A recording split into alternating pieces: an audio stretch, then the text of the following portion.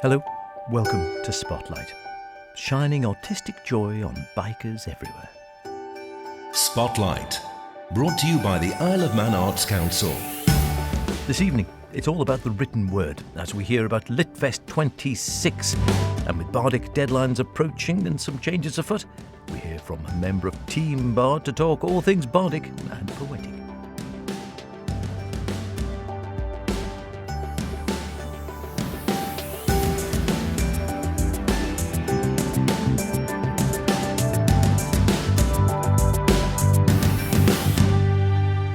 Remember, do get in touch with any creative artistic endeavours you may be involved in planning, hoping to create, or would really like to put in the spotlight.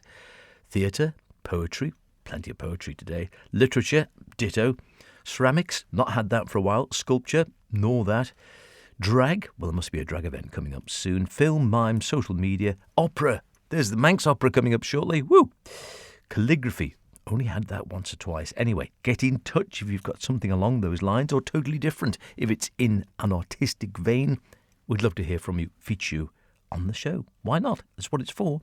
Howard Kane with an E at manxradio.com or spotlight at manxradio.com. Be great to hear from you. Poetry aplenty of late, it must be said. No bad thing. But we're also thinking literature today as well. LitFest 2026 is here already. I think some events have already taken place. It's in a different garb this year. Instead of being all concentrated into 1 week of intense wordy wonder, this year sees it taking place in a more relaxed and open fashion, stretched out a bit.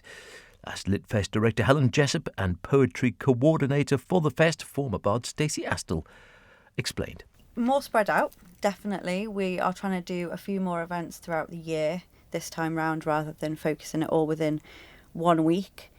I think it'd be fair to say that the committee need a little bit of time at the moment just to themselves, and so spreading things out takes that pressure off just a little bit, but it also means that we've had the time and the space to do some things that we wouldn't normally get to do because we're so focused in on the festival. So it's quite exciting to be able to do something a bit different this year, including some events that we've run previously, really enjoyed doing, didn't have space for them in the programme, that we can redo for a bigger audience, and some things that we've never done that we wanted to give a go. Okie dokie. So what sort of time period are we talking about when we're saying it's more spread out?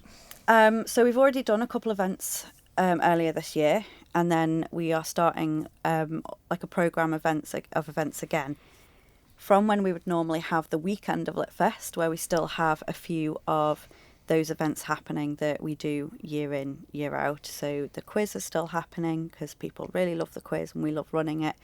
We're still doing Writers' Day, which will be slightly different in that we've not got visiting authors coming to take part, but we'll still have all of the talks, all of the workshops, all of the writing surgeries that people are used to doing, as well as a chance to meet other writers.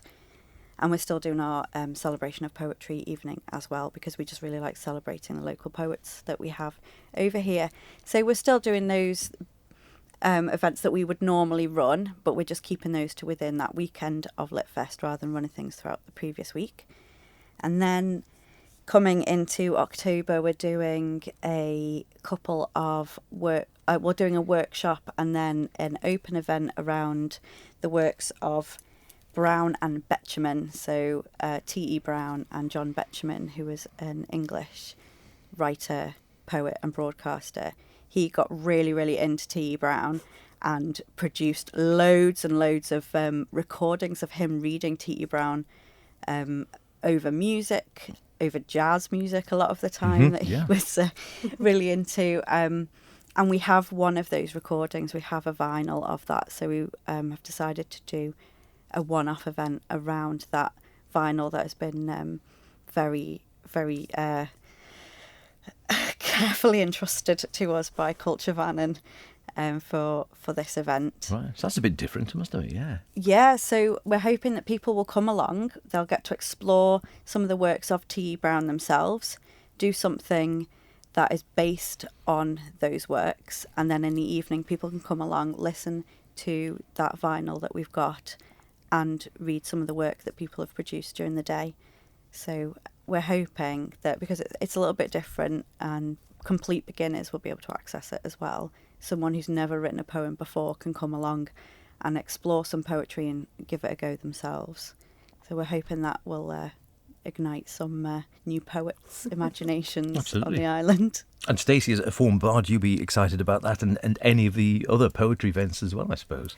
Yes, I mean, of course, the celebration of poetry always goes down so well. It's always wonderful to see the different performances that we get there, and it's always nice to get to run workshops that are just a little bit outside of the usual.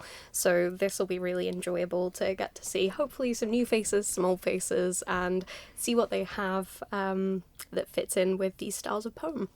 And I was saying the other week on Spotlight, I just think poetry in particular, it never seems to be in a stronger place on the Isle of Man at the moment. There seems to be so much going on throughout the year outside of events like LitFest and such like, with the Poetry Society organising Poetry X, and there's just there seems to be something poetry-based going on pretty much every week throughout the year. Yeah, it's been absolutely fantastic just to see the enthusiasm for it, and I love how many events are going on. It's always nice to see them popping up. What else is happening then? Anything else that sort of caught your imagination, Helen or Stacey, whoever would like to speak? Anything that sort of really ticks your box and you think, yeah, come on, that's going to be really good. So I'm particularly excited about the fact that we are running a full guided and mentored writing retreat this year. We're doing that over Hopchinay weekend. We've got Zoe Gilbert, who wrote Folk, coming over to be a facilitator, workshop leader for that. So she wrote Folk very much based in the very dark fairy tales and folklore of the Isle of Man. And we're hoping that with her, with it being Hopchinay, with people being very excited by folklore and myths and legends at the moment, plus it's the year of the Manx language, we're trying to get as much Manxness into our programme as possible, that people will come along and they will be inspired by not only her writing, but the stuff that is happening on the Isle of Man, the cultural significance of the Isle of Man, the history, the folklore, into creating something of their own. And that takes place over a number of days. So it runs from the Friday, the 30th of October, right through to the Monday morning, if people want to stay that long, or to the Sunday. And people will get their own work looked at. They'll be getting personalised feedback on it. They'll have workshops. We've got a workshop about putting more Manx into your work, or the place that you are from into your work. So looking at the language, looking at place names, traditional surnames, anything like that can really tie your writing to a place and to a history. So I'm particularly very excited about that. I really enjoyed it when Zoe came over. I think a lot of people enjoyed seeing Zoe, and to be able to access her one-to-one for a lot of people, I think will be an incredible experience and opportunity for them. So that's something that I hope lots of people will want to be involved with. Yeah. And Stacey, did you say, are you running some workshops yourself? We've recently had one, although we're hoping to get some more in through the year, but then there's been some fantastic bits and pieces going on elsewhere. I've also been running some quarterly workshops at Peel Library as well, at the Ward Library. So if people are interested in workshops, there's another one of those coming up in October as well. But I think the next poetry thing we really have on the docket is on Friday the 6th of November, and that's going to be Poetry of War. So it's all about the prisoner of war experience, and as it's told by the people who live it. As well as poetry, one of my interests is the lived experience of Allied prisoners of war who were held in Europe. And in studying their diaries, one of the things that really struck me about it was how many poems are in there. And I think looking at poetry is such an interesting way to explore an experience. So for the Poetry of War event, we have previously run the event.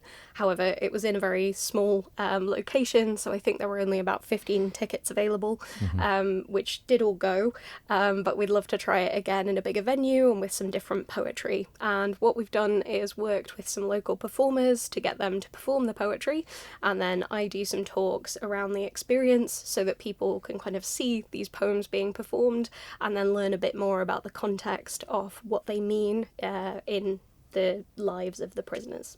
And very timely, I suppose, doing it round about that date as well, coming up round Armistice Day and such like as well. Exactly. So I think prisoners of war are often a group that get quite forgotten when we're talking about the experience of veterans. However, there was a large chunk of Manx prisoners of war, not the ones held here, but one of the groups of the Manx Regiment, so the 129th Battery, were captured, pretty much all of them, on Crete.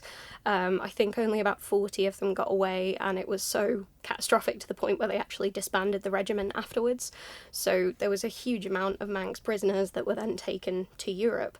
So it's something that does affect, that part of the Manx story of the war as well. And Helen, just coming back to you briefly, is it more difficult, because I know organising any events like these take a lot of time and work and blood, sweat and tears, but is it more difficult, because we know the island's a very artistic place, it's got a great reputation in all spheres, but I suppose things like more the performance side of things, whether that's acting, whether that's music, whether that's sort of even poetry, I suppose, to a degree, and visual art perhaps as well, writing can sometimes be a much more, in the literary and the written word, more solitary pursuit. Is it more difficult to enthuse people to actually engage with these sorts of events? We've never had a problem in the past, and I'm hoping that continues. I think on an island, people are looking for community, and I think that's what we offer at the very base of everything we do is, yes, we want to inspire and encourage people to write, but we want to inspire them and encourage them to write with other people and within a community and forge those links, because writing can be very, very solitary. But if you can get a group together and you can bounce ideas off each other, you get that feedback. Not everyone can spend all their time sending their work away to magazines and editors or agents. But if you have a group of people around you that you can say, can you just have a look over this? I think that's a really wonderful thing to have.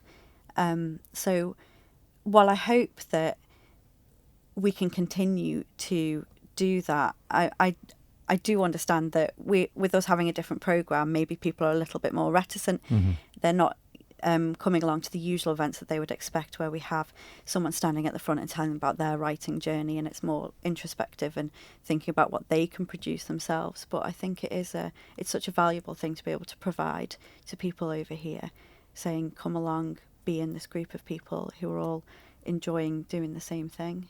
And I think this year we have some more experiential things as well, but I think that's lovely because it allows people to kind of see the power of that written word and how it can impact people as well as it impacts them.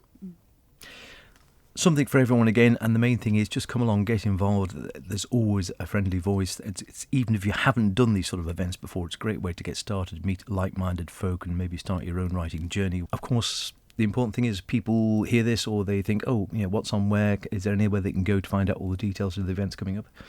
So we do have all of those events listed on our Facebook page and on our website, which is just manxlitfest.com. And then tickets are all available on ticketsource.com/manxlitfest for all of those.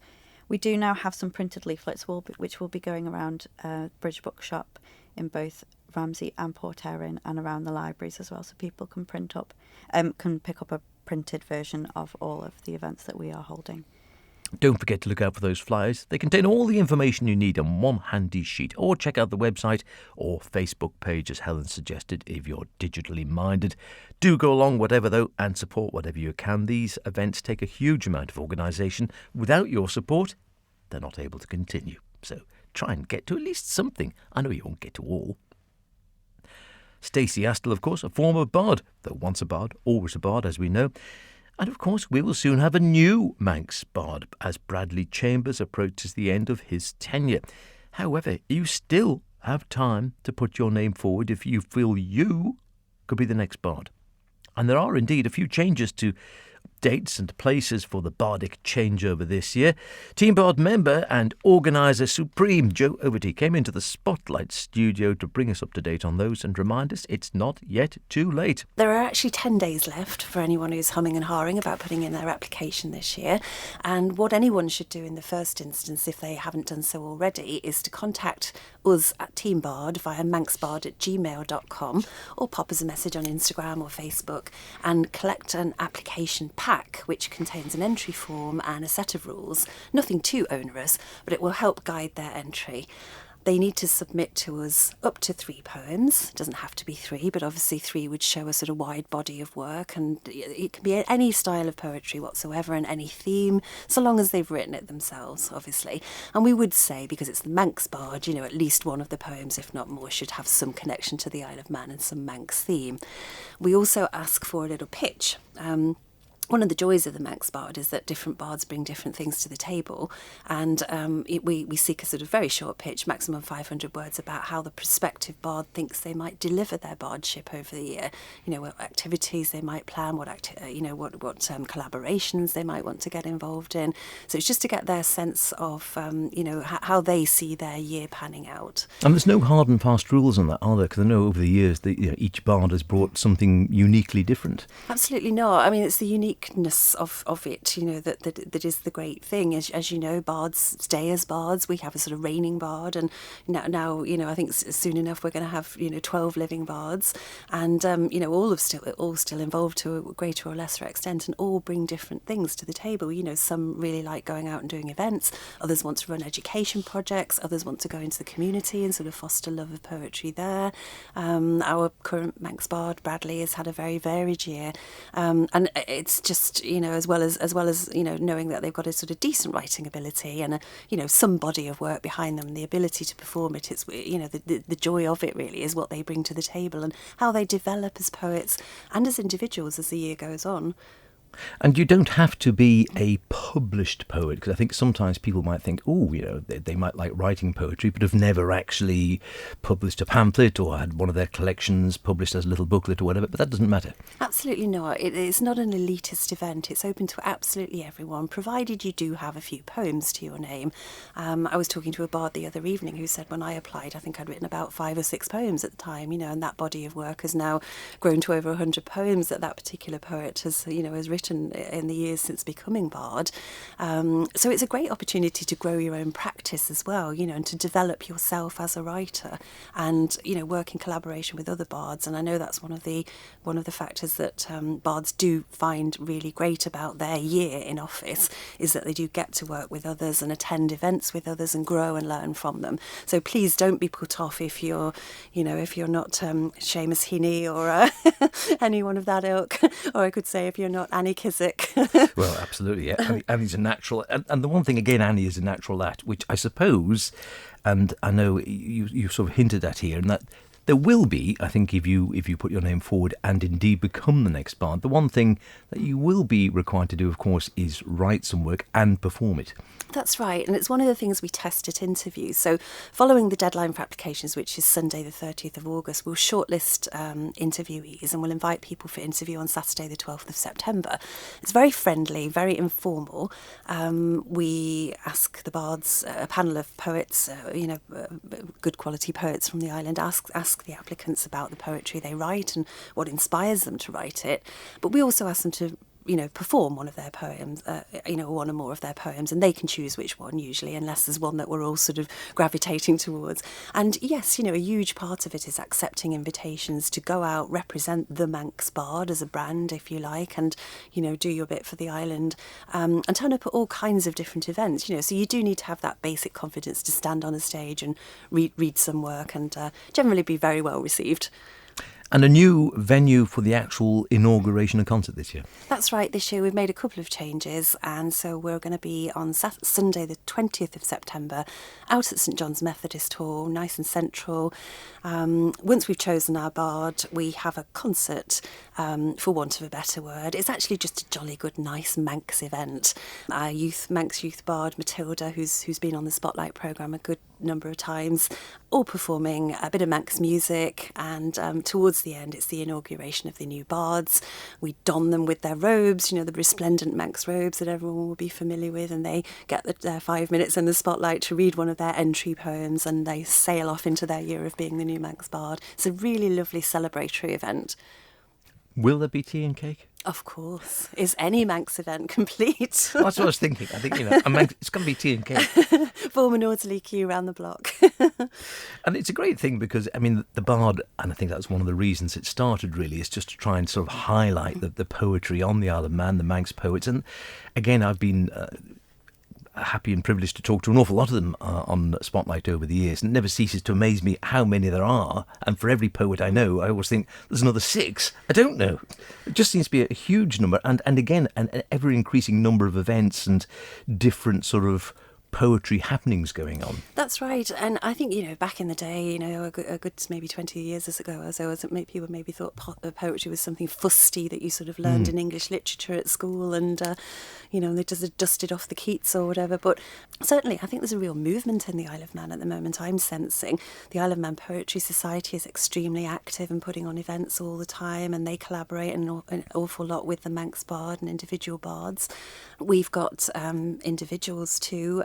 Saoirse Cool Carroll is running Poetry X workshops. She's having them in trendy places like Foraging Vintners and the Black Dog, and places that you might not automatically expect out in the community to have poetry. Our own bards continue to run events.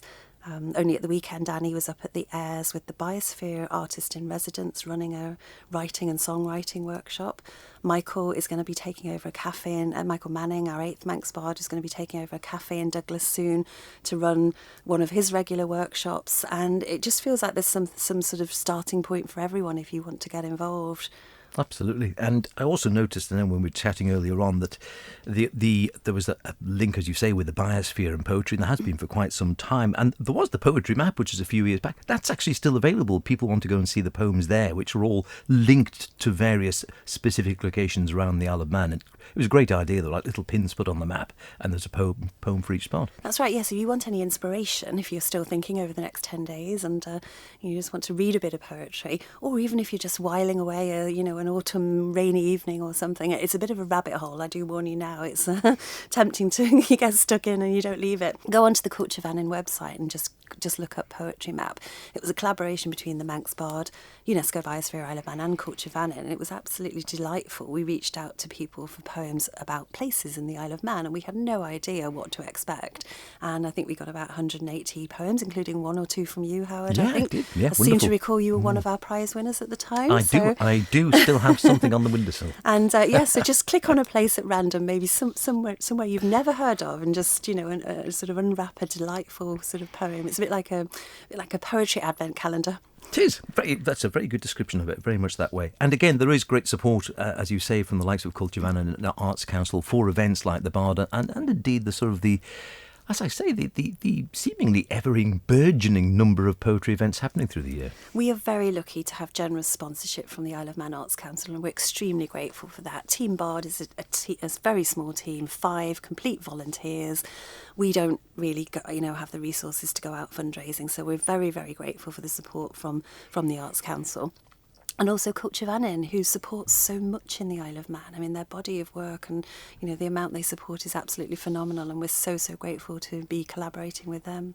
Wonderful. So, key dates again, the applications closed Sunday the 30th of August, so you can still get in there. Interviews Saturday the 12th, and then, as Jo was saying, the concert, bit of music, the inauguration, where you get the robes and the staff for the next bard, whoever she or he may be, and indeed tea and cake, of course, don't forget the tea and cake. St John's Methodist Hall, Sunday the 20th of September.